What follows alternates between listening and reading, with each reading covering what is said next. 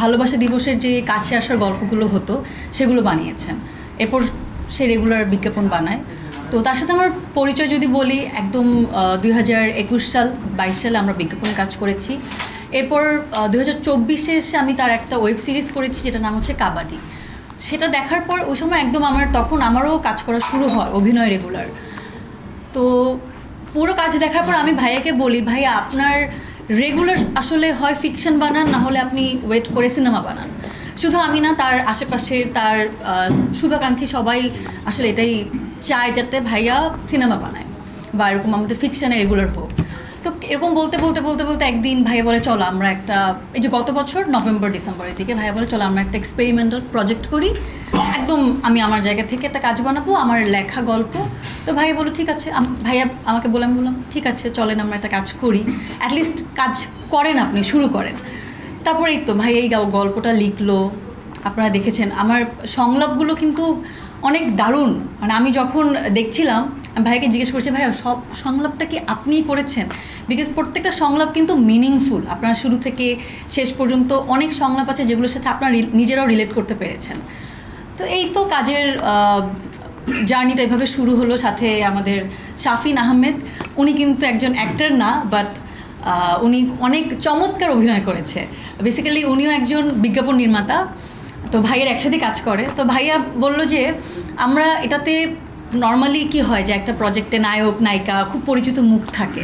তো ভাইয়া চাচ্ছিল এখানে মানে আমার সাথে একজন অপরিচিত মুখকে একসাথে নিয়ে কাজ করার জন্য, যাতে প্রজেক্টটা দেখতে রিফ্রেশিং লাগে আবার বিশ্বাসযোগ্য মনে হয়। আপনারা দেখেছেন যে গল্পে মূল পাত্রপাত্রী একদম সাধারণ লুকে, আমিও খুব বেশি, আমার মনে মেকআপই ছিল না, একদম ন্যাচারাল একটা মেয়ে টাঙ্গাইল থেকে আসছে, এসে ইন্টারভিউর জন্য আসছে, বাসায় বাবা জানে না, তো আসলে খুব একটা প্রিপারেশন সাজুগুজু করার ওই সময়টা থাকবে না। একজন রাইড শেয়ার করে এরকম একটা চালক, তার সাথে পুরো জার্নিটা। তো এভাবেই আমাদের জার্নিটা শুরু হয়। ফাইনালি আমরা কাজটা দেখতে পাচ্ছি। আর 1 তারিখে তো জি সিরিজ ইউটিউব চ্যানেলে আসবে, আপনারা সবাই দেখবেন। আমার কাজের অভিজ্ঞতা যদি বলি, সেটা চমৎকার। কারণ বললাম তো ভাইয়ের সাথে আমার যখন বিজ্ঞাপনে যখন কাজ শুরু করেছি, সেই থেকে যখন লাস্ট কাবাডি ওয়েব সিরিজ করেছি, তখনই বুঝেছি আসলে ভাইয়া খুবই ভালো ট্যালেন্টেড একজন নির্মাতা, যার রেগুলার কাজ করা উচিত কিন্তু করে না। আমি তাকে অনেক বলি, ভাইয়া প্লিজ রেগুলার কাজ করেন। আজকে প্লিজ আমার একটা রিকোয়েস্ট আপনাদেরকে, আপনারাও তাকে বলবেন যেন সে রেগুলার ফিকশন বানায়, যদি ফিকশন না বানান অ্যাটলিস্ট সিনেমা বানান। বিকজ আজকের যে কাজটা আমি দেখেছি, এটা যদি বড় স্ক্রিনে বা যদি সিনেমার মতো করে এভাবে শ্যুট করা হতো, একদম ফুল লেন্থ সিনেমার স্ক্রিপ্ট অনুযায়ী, আমার মনে হয় এটা সবার ভালো লাগতো। এটা একটা সিনেমাটিক গল্পই। আসলে অভিনেত্রী হিসেবে এটাই চেষ্টা থাকে, যেন যে কাজই করি না কেন বা যেই চরিত্রটাই আমি প্লে করি না কেন, আমাকে যেন আমার মতো না লাগে।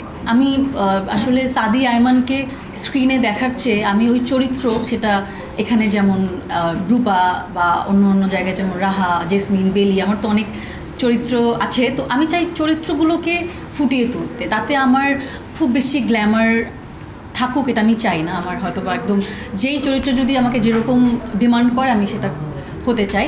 আমার তখন মনে হয় যে একটু একটু করে চরিত্র হয়ে উঠছি, তখন ওই চরিত্রটাকে বিশ্বাস করতে পারি। তো আর সাথে যদি একটা ভালো স্ক্রিপ্ট থাকে, যেখানে আসলে চরিত্রকে নিয়েই আগানো, অনেক সময় থাকে না যে চরিত্রের বাইরে আমরা নিজেকে, বা ওই যেসব নায়িকা বা নায়ক নিয়ে কাজ করে ওনাদের একটু ছোঁয়া থাকে, আমি ওইটাও চাই না। তো ওই জায়গা থেকে আসলে একটা ভালো কাজ বা ভালোভাবে অভিনয় করার জন্য সবথেকে বেশি হেল্প করে একটা গল্প, সংলাপ, একটা ভালো টিম।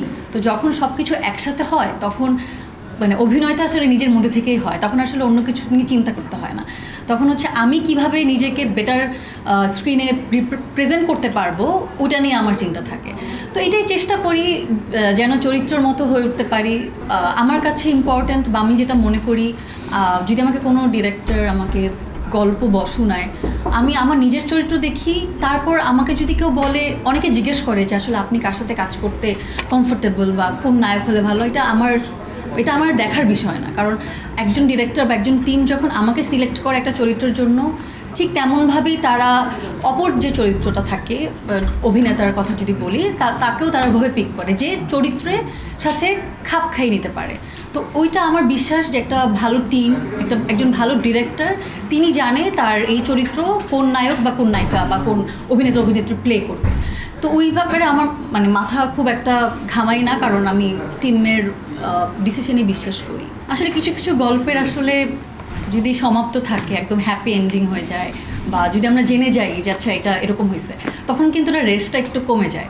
বাট কিছু কিছু গল্পে যদি এরকম কি হবে সেটা আসলে অডিয়েন্সের উপরে ছেড়ে দেওয়া, এইটা কিন্তু একটা রেস্ট অনেক দিন থাকে। যে আপনারা আজকে চিন্তা করবেন আচ্ছা ওদেরকে পরে আবার দেখা হয়েছে, ছেলেটা কি টাঙ্গাইলে গেলো বিরিয়ানি খেতে, নাকি মেয়েরা ঢাকায় আসলো বিরিয়ানি খেতে।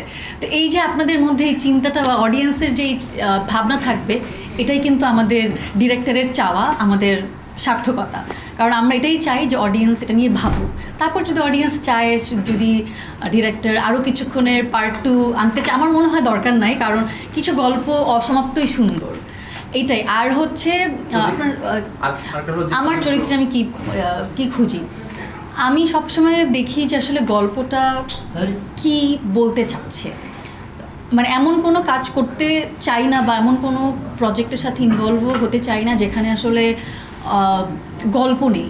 একটা গল্প তো সবই গল্প, বাট গল্পের যে সোল, এই সোলটা আমি খুঁজি। এই গল্পের সোলটা কি, আমরা এই গল্পটা দেখে আসলে কি নিয়ে শেষ করব। একটা যখন সিনেমা দেখি বা শর্ট ফিল্ম, নাটক, যাই দেখি না কেন, একটা কিন্তু শেষ করার পর যদি মনে হয় যে, বা স্ক্রিপ্টটা পড়ার পর যদি মনে হয় যে বাহ সুন্দর, আমার যখনই মন থেকে এই কথাটা আসে বা, তখন আমার মনে হয় যে এই গল্পটা আমি করব। সো আমি এইটা একটু বেশি দেখি। কোনো চরিত্র আসলে আমি যদি ইম্প্যাক্ট না থাকে, তাহলে সেই চরিত্র করে কী লাভ। মানুষের মনে থাকতে চাই দেখি একটু ভালো ভালো গল্পটা বেছে নেওয়ার চেষ্টা করি। আমার মধ্যে অবশ্যই এটা হয়। আমি তো আজকে তো এখন দেখলাম, এটা তো আসলে ডিসেম্বরের প্রজেক্ট, যখন শ্যুট হয় আমি অনেক টেনশন থাকি। আমার মনে হয় যে আমি মনে হয় হচ্ছে না, আমার মনে হয় ভুল হচ্ছে। বারবার ডিরেক্টরকে জিজ্ঞেস করা, বা যিনি ডিওপি থাকে তাকে জিজ্ঞেস করা যে আচ্ছা আমার কি মুভমেন্ট বা অ্যাক্টিং সব কিছু ঠিক আছে কিনা। এই যে দেখলাম, যতবার দেখবো ততবার আমি নিজের ভুল বের করবো। আর এটা নিয়ে আমার অনেক অশান্তি লাগে যে মনে হয় এখানে একটু ভালোভাবে এক্সপ্রেশন দিলে ভালো হতো, মনে হয় এখানে একটু অ্যাক্টিংটা বা ডায়লগটা আরেকটু ভালো হলে ভালো হতো। কিন্তু ওইটাই ন্যাচারাল, যেটা যখন যে সময় অভিনয় করছি তখন যেটা মন থেকে আসে সেটাই করি। কিন্তু ভালোর তো শেষ নাই, যত দেখবো তত মনে হবে এই কাজ যদি 10 বছর পর দেখি, তখন মনে হবে যে আরেকটু ভালো হতে পারতো, কারণ 10 বছর পর আমি আরেকটু পরিপক্ক হয়ে যাব। এইটাই হচ্ছে। কিন্তু আমি সহজে সন্তুষ্ট হই না আমার অভিনয় নিয়ে। আমার মনে হয় আমার অনেক উন্নতি দরকার, নিজেকে আরও বেটার করতে চাই। দেখা তো হয়, নিজের কাজ তো নিজে দেখি। ওই যে বললাম আমি আমার নিজের কাজের সবচেয়ে বড় সমালোচক। বাসায় বসে দেখি, ফ্যামিলি সহ দেখি, আর মাঝে মাঝে এরকম স্ক্রিনিং প্রিমিয়ার হলে তো আপনাদের সহ দেখি। ওই যে আমি তো আগেই বলেছি যে আমার কাছে কিন্তু ম্যাটার করে না আমার সাথে কি। আমাকে যদি একটা কলা গাছ এনে দেন যে তোমার সাথে অভিনয় করতে হবে, আমি ওর সাথে অভিনয় করবো। ওই যে বললাম ডিরেক্টর যদি চায় আমার সাথে কোনো কলা গাছকে দেখাবে, নিশ্চয়ই মধ্যে একটা গল্প আছে, তাই না? তো আমার কাছে আসলে এটা ইম্পর্টেন্ট না। আমার কাছে ইম্পর্টেন্ট গল্পটা, বাকিটা তো আমি বললামই। অবশ্যই একজন ভালো ডিরেক্টর, ভালো টিমের সাথে কাজ করলে ওই বিশ্বাসটা থাকে যে এটা কিছু একটা করছি, কিছু একটা ভালো কিছু হবে। তো আমার কাছে আসলে খুব একটা ইম্পর্টেন্ট এটা মনে হয় না যে আমার বিপরীতে কোন বড় কে থাকছে, এটা না। আসলে চরিত্র হওয়াটা বেশি ইম্পর্টেন্ট। অবশ্যই বিশেষ কিছু, এটার এটা গল্পকে আপনার কাছে বিশেষ মনে হয়নি? এটা গল্পটা তো অনেক গল্পটাই তো বিশেষ। এরকম যেটা প্রথমে বলেছি, এরকম একটা চরিত্র খুবই সিম্পল, খুবই একটা রাইড শেয়ারিং অ্যাপে কাজ করে একজন ছেলে যে চাকরি খুঁজছে, তাকে আসলে বিশ্বাসযোগ্য কী হিসেবে মনে হবে আপনাদের? অবশ্যই এখানে যদি খুব সুন্দর চুল সেট করা, খুব ভালো কাপড় পরা মানুষ দেখলে কিন্তু আপনাদের বিশ্বাস হবে না যে এটা আসলে একজন বাইক ড্রাইভার, তাই না? তো সেখানে আমাদের যেমন চরিত্র লাগবে তেমন চরিত্রকে আমার ডিরেক্টর পিক করেছে। আমাকেও ওরকম চরিত্র মনে হয়েছে দেখে আমাকে পিক করেছে, না হলে হয়তো আমার জায়গায় আজকে অন্য কেউ অভিনয় করতো। হ্যাঁ, আমি তো অবশ্যই রাইড শেয়ার অ্যাপ ইউজ করি। আমার মাঝে মাঝে দেখা যাচ্ছে খুব দেরি হয়ে যাচ্ছে, বা আমার অনেক সময় ড্রাইভার দেরি করে আসছেন, তখন আমি যদি বলি যে এরকম রাইড শেয়ার অ্যাপে আমার এরকম অনেক এক্সপিরিয়েন্স আছে। আমি হয়তো আমার মাস্ক পরেই উঠেছি, উনি যখন আমার ভয়েস শুনলো তখন তো আমাকে চিনতে পেরেছে। আমি একবার একটা জায়গায় নেমেছিলাম, বনানী থেকে হয়তো নিকেতনের দিকে এসেছি, তখন আমার থেকে উনি ভাড়া নেবে না। নর্মালি কি হয় যে যারা প্যাসেঞ্জারের সাথে কিন্তু চালকদের একটা হয় যে টাকা কম বা টাকা বেশি নিয়ে, উনি আমার থেকে টাকা নিবে না। আমি বলছি না আপু, আপনার থেকে আমি টাকা নিতেই পারবো না। আমি বলছি কেন নেবেন না ভাই, এটা তো আপনার কাজ, অবশ্যই এটা আপনার হকদার এই টাকার। তো মানুষজন এখন অনেক যারা দাঁড়িয়েছিল ওরা তাকাই তাকে ভাবলো যে আমি মনে হয় ঝগড়া করছি, বাট ব্যাপারটা এরকম না, আমার থেকে উনি টাকা নিতে চাইনি। সো এরকম অসংখ্য আমার গল্প আছে। আসলে এই গল্পটা এমনভাবে সাজানো, এখানে অনেক রকমের এক্সপ্রেশন, শুধু আমি না, আমার সাথে যারা এটা অডিয়েন্স যখন দেখবে তারা এটা অনেক রকমের ইমোশনের মধ্যে দিয়ে যাবে। শুরুতে যখন আমি বাসে থাকি, যখন বাস থেকে নামি, তখন আমার এক রকমের একটা এক্সপ্রেশন বা অনুভূতি ছিল যে আমি একটা চাকরির ইন্টারভিউতে যাচ্ছি। এরপরে যেটা হয় যে আমার সাথে একটা ঘটনা ঘটে, তারপরে আমার সাথে একজনের দেখা হয়। প্রত্যেকটা মুহূর্তই কিন্তু এটা একটা জার্নি। আমাদের ঢাকা শহরে অনেক রকমের গল্প আছে। এই গল্পটার কিন্তু মূল কনসেপ্ট এটা ডিরেক্টর বলবে, আমি আমার জায়গা থেকে একটু বলি। সেটা হচ্ছে যে এই গল্পটার মূল যদি বলি যে এটা দিয়ে আসলে এটা কেন, এই গল্পটা কেন আমাদের ঢাকা শহরে আসলে অনেক রকমের ঘটনা ঘটে, অনেক রকমের গল্প আছে। তার মধ্যে একটা গল্প হচ্ছে এরকম আরও অনেক গল্প নিয়ে এসে কাজ করার চিন্তা করছে ভাইয়া এখন। এটাই আর কি আমাদের। আপনার মুহূর্ত বিশেষ, আমার বিশেষ মুহূর্ত হচ্ছে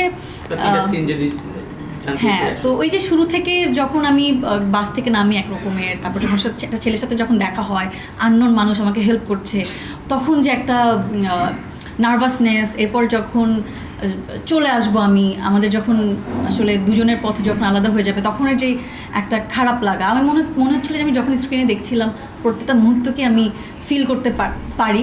আমি বলছিলাম যে যখন আমি নিজেকে দেখি স্ক্রিনে কাঁদতে, তখন আমিও একটু ইমোশনাল হয়ে যাই, মানে স্ক্রিনের আমির সাথে বাস্তবে আমি মানে অ্যাক্টিংয়ের ক্ষেত্রে কিছু করার নাই। যখন যেহেতু অভিনয় করি, তো সব কিছু যেটা ভয় লাগে সেটাও করতে হয়। চরিত্র বেছে নেওয়ার তো কিছু নেই, স্ক্রিপ্ট তো রেগুলারই টুকটাক পাচ্ছি। সেখান থেকে উৎসবের পর আসলে আমি অনেক সিনেমার অফার পেয়েছি, কিন্তু ঠিকঠাক কোনো গল্প পাচ্ছি না। মানে মনে হচ্ছে না যে এই সিনেমাটার গল্প পড়ে আমার মনে হয় যে এটা আমি করবই, বা ওই আর্টসটা এখন পর্যন্ত ফিল করতে পারছি না। তবে একটা স্ক্রিপ্ট আমি পড়েছি, একটা সিনোপসিস পড়েছি, শীঘ্রই ডিরেক্টরের সাথে ফুল স্ক্রিপ্ট নিয়ে বসবো। তো খুব ভালো লেগেছে। তো সামনে যদি ওটা ঠিকঠাক থাকে তাহলে এটা করবো আর কি। আর